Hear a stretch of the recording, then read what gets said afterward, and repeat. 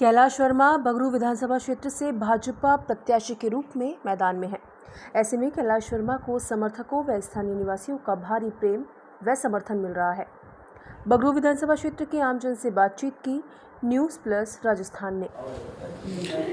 बाबूजी, क्या माहौल चल रहा है आपके बगरू विधानसभा क्षेत्र में? आज आप कैलाश वर्मा जी की मीटिंग में आए हैं, क्या कहना है? बगरू विधानसभा क्षेत्र से जिसने विकास करवाया है संबंधित पार्टी वाले ने, उसी के पक्ष में है। गंगा देवी जी से नाखुश हैं आप? जी हाँ, गंगा देवी के दर्शन ही नहीं हुए, दीदार ही नहीं हुए। 5 साल में आई नहीं? आई नहीं, बिल्कुल नहीं आई। कहती सड़क डलवाई है, जो सामने आपके रोड जा रहा है वो उन्होंने बनवाया, पानी के लिए व्यवस्था करवाई। पानी की कोई व्यवस्था नहीं हुई।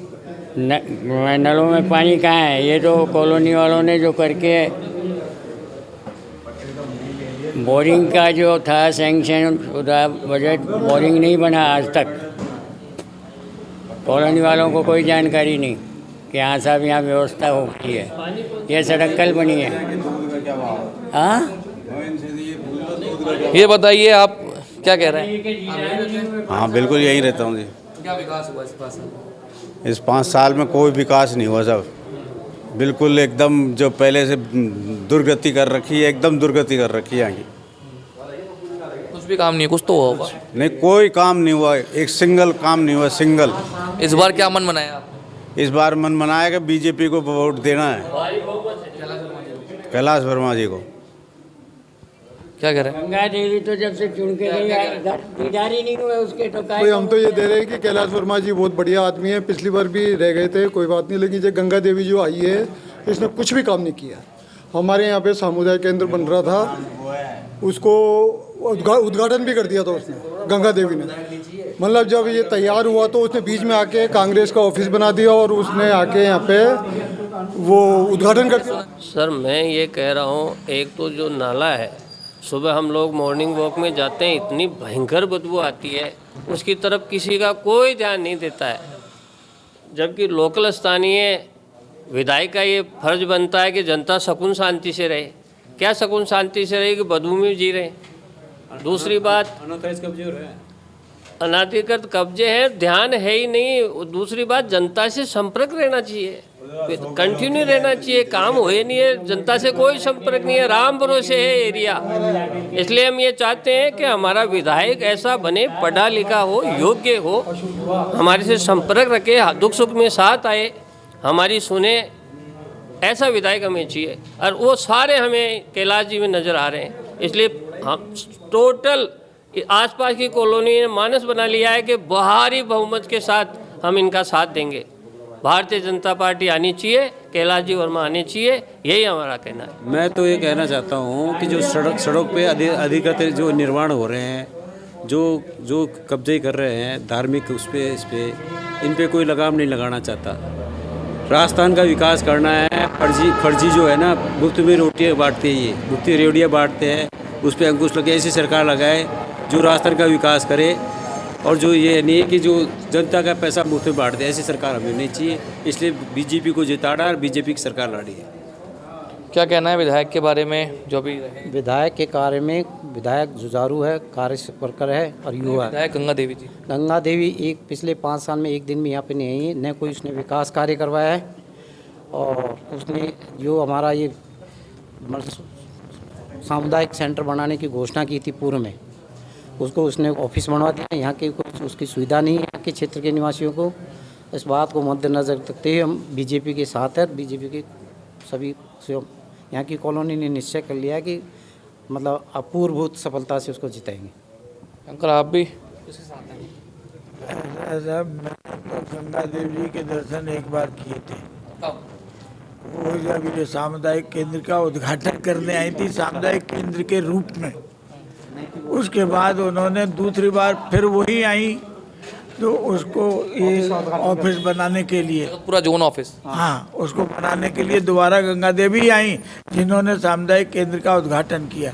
बाकी तो मैंने उनका कभी कोई दर्शन यहाँ किया नहीं। आज जो वार्ड का अपना कार्यक्रम था, उसमें अपने डॉक्टर कैलाश वर्मा जी, जो अपने पूर्व राज्य मंत्री, अपने MLA साहब हैं, उनको बुलाया है। जो भी अपने आसपास के जो भी शहरी हैं, जो भी अपने यहाँ के लोग हैं, उनकी जो भी समस्या है सड़क की या समुदाय के अंदर की, जिसके करके हमने भाई साहब को यहाँ पे बुलाया। अपनी जो भी मजबूरियाँ हैं या हमारी जो जिस चीज़ से हम लोग चाहते थे हमें ये चीज़ मिले, हमें वो चीज़ मिले, आज भाई साहब ने हम सबका सुना है आज, और हमें और पब्लिक को ये आश्वासन दिया है कि वो जीतने के बाद जो भी उनका कार्य है, जो हम लोग चाहते हैं, वो सारा भाई साहब पूरा करेंगे। और हम ये नंदपुरी वाले वार्ड 107 वाले अपने जी जान से कैलाश वर्मा जी को बहुमत वोटों से जिता के उनको कामयाब बनाएंगे। देखिए, आज नामांकन कमल के फूल के प्रत्याशी के रूप में भारतीय जनता पार्टी के तमाम कार्यकर्ता और वो जनता जिसने पिछले 5 साल बहुत कष्ट सहे, उनके आशीर्वाद से आज नामांकन दाखिल किया। और इस नामांकन के पीछे बहुत सारी भावनाएं छुपी हुई है। उन 3.5 लाख जो वोटर्स है, उनकी योजना क्या होनी चाहिए, वो इसके अंदर कहीं ना कहीं छिपी हुई है।